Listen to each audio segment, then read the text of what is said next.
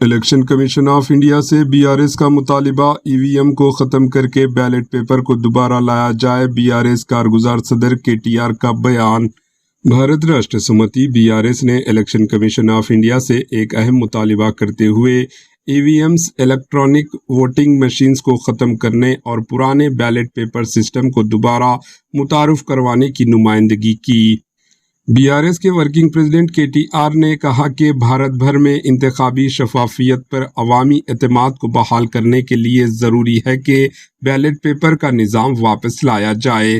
इनका कहना था कि मौजूदा ईवीएम सिस्टम पर न सिर्फ अपोजिशन पार्टीज को शक है बल्कि अवाम में भी बेयकीनी बढ़ती जा रही है। केटीआर ने इलेक्शन कमीशन से अपील की कि वो अवामी जज्बात का एहतराम करे और इंतखाबी निज़ाम को शफाफ बनाने के लिए बैलेट पेपर सिस्टम को दोबारा नाफिज करे। बीआरएस के इस मुतालिबे से सियासी हलकों में नई बहस शुरू हो गई।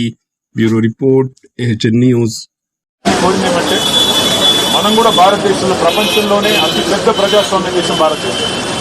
140 కోట్ల జనాభా కలిగిన దేశం, మరి దాదాపు 100 కోట్ల ఓటర్లు కలిగిన దేశం.